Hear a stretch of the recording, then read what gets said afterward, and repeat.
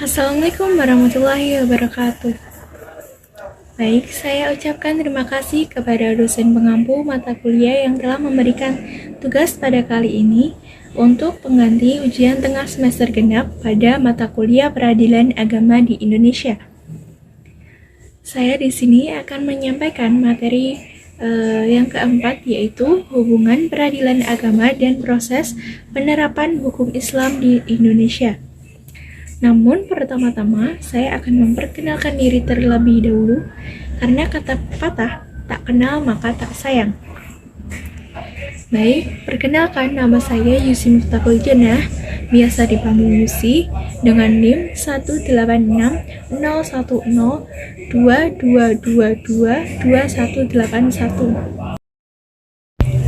Baik, langsung saja memasuki materi yang pertama, yaitu penerapan hukum Islam melalui infrastruktur. Jadi, infrastruktur sosial yang dimaksud adalah struktur sosial yang terbentuk dari kesadaran dan kepatuhan masyarakat terhadap hukum Islam.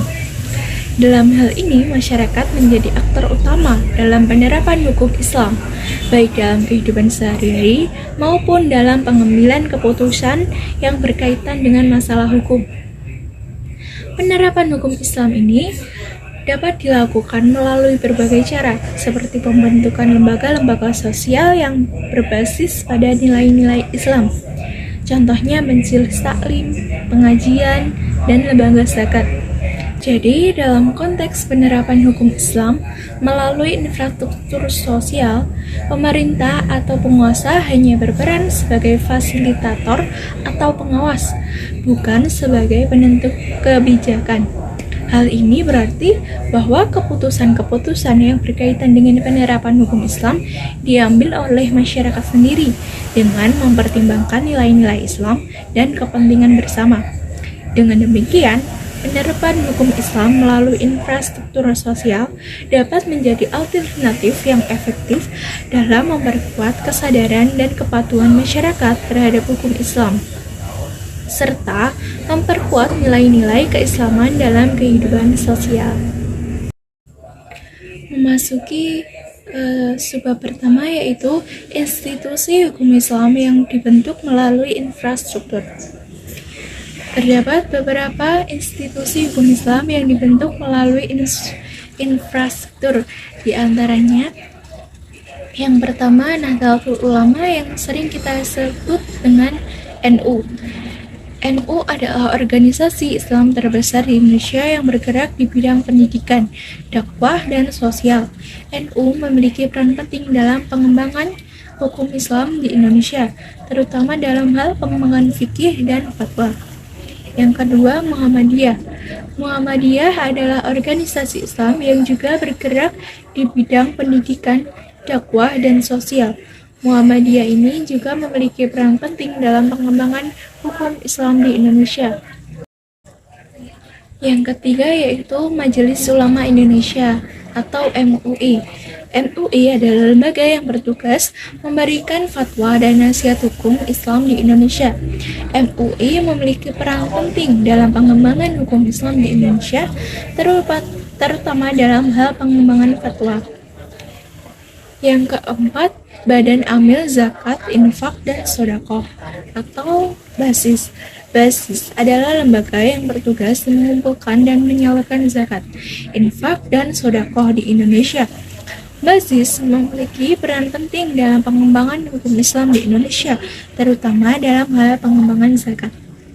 Yang kelima, Baitul Mal wa Tamwil atau BMT. BMT adalah lembaga keuangan mikro yang berbasis syariah di Indonesia. Jadi itu tadi contoh-contoh institusi hukum Islam yang dibentuk melalui infrastruktur. Selanjutnya memasuki subbab kedua, yaitu peran dan fungsi institusi hukum Islam infrastruktur. Institusi hukum Islam yang dibentuk melalui infrastruktur memiliki peran dan fungsi yang penting dalam penerapan hukum Islam di masyarakat. Beberapa peran dan fungsi tersebut antara lain: yang pertama, menjadi wadah untuk mempelajari dan memahami hukum Islam secara lebih mendalam dan terstruktur. Yang kedua yaitu menjadi lembaga yang memberikan fatwa dan nasihat hukum Islam kepada masyarakat. Dan yang ketiga yaitu menjadi lembaga yang mengelola zakat, infak, dan sedekah untuk membantu masyarakat yang membutuhkan. Yang keempat, menjadi lembaga yang mengatur dan mengawasi pelaksanaan hukum Islam di masyarakat. Yang kelima, menjadi lembaga yang memberikan pendidikan dan pelatihan kepada masyarakat tentang hukum Islam dan bagaimana menerapkannya dalam kehidupan sehari-hari. Yang keenam, menjadi lembaga yang memperjuangkan hak-hak masyarakat Muslim dalam sistem hukum yang ada. Dengan adanya institusi hukum Islam yang dibentuk melalui infrastruktur, diharapkan masyarakat dapat lebih mudah dan terarah dalam menerapkan hukum Islam dalam kehidupan sehari-hari. Selain itu, institusi ini juga dapat menjadi penghubung antara masyarakat dan pemerintah dalam hal penerapan hukum Islam di Indonesia. Baik, memasuki bab kedua yaitu penerapan hukum Islam melalui suprastruktur sosial. Kata supra berasal dari bahasa Inggris yang berfungsi sebagai okelan yang artinya melampaui. Dalam pengertian harfiah, suprastruktur berarti bangunan atas. Suprastruktur adalah pembuat dan pemakai infrastruktur, sehingga kata suprastruktur sosial dapat dipahami sebagai penerapan hukum Islam yang melalui perangkat datangnya bukan dari dalam masyarakat itu sendiri, tetapi pihak yang lebih tinggi daripadanya. Dalam hal ini adalah penguasa dan atau penyelenggara kekuasaan negara. Memasuki subbab pertama yaitu institusi hukum Islam yang dibentuk melalui suprastruktur sosial. Institusi hukum Islam yang dibentuk oleh pemerintah atau badan penyelenggara kekuasaan negara atau suprastruktur terbagi menjadi dua, yaitu yang pertama yudikatif, yaitu institusi hukum Islam yang dibentuk oleh pemerintah atau badan penyelenggara kekuasaan negara dalam bidang peradilan atau kehakiman.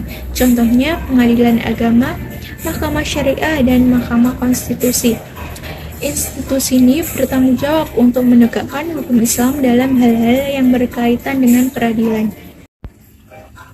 Yang kedua, eksekutif, yaitu institusi hukum Islam yang dibentuk oleh pemerintah atau badan penyelenggara kekuasaan negara dalam bidang pemerintah atau menteri agama. Contohnya adalah Kementerian Agama dan Badan Pembinaan Hukum Nasional atau BPHN.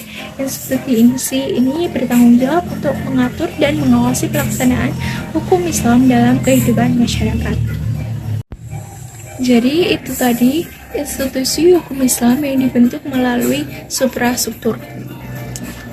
Sekarang memasuki subbab kedua yaitu peran dan fungsi institusi hukum Islam suprastruktur sosial. Institusi hukum Islam yang dibentuk oleh pemerintah atau badan penyelenggara kekuasaan negara atau suprastruktur memiliki peran dan fungsi yang penting dalam menjalankan hukum Islam di Indonesia. Berikut ini beberapa peran dan fungsi dari institusi hukum Islam suprastruktur. Yang pertama, menetapkan hukum Islam sebagai sumber hukum nasional. Jadi institusi hukum Islam suprastruktur ini seperti Mahkamah Agung dan Menteri Agama memiliki peran penting dalam penetapan hukum Islam sebagai sumber hukum nasional. Kedua, menjaga keberlangsungan dan keberadaan hukum Islam.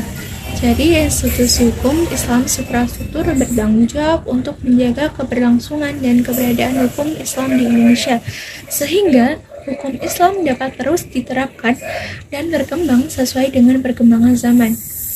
Yang ketiga, menjamin keadilan dan kepastian hukum Artinya, institusi hukum Islam suprastruktur seperti Mahkamah Agung memiliki peran penting dalam menjamin keadilan dan kepastian hukum bagi masyarakat yang mengalami masalah hukum yang berkaitan dengan hukum Islam. Yang keempat, menyediakan layanan dan fasilitas untuk masyarakat. Artinya, institusi hukum Islam suprastruktur seperti Kementerian Agama menyediakan layanan dan fasilitas untuk masyarakat dalam menjalankan ibadah dan kegiatan keagamaan seperti pembuatan akta nikah, sertifikat halal, dan sebagainya. Yang kelima, mengembangkan dan memperkuat lembaga-lembaga hukum Islam. Jadi, institusi hukum Islam suprastruktur juga memiliki peran penting dalam mengembangkan dan memperkuat lembaga-lembaga hukum Islam seperti MUI, BASIS, sehingga lembaga-lembaga ini dapat berfungsi dengan baik dalam menjalankan tugasnya. Jadi, selesai sudah saya menyampaikan materi terkait hubungan peradilan agama dan proses penerapan hukum Islam di Indonesia. Apabila ada salah kata, saya mohon maaf karena manusia tidak luput dari kesalahan. Jadi itu saja yang saya dapat sampaikan.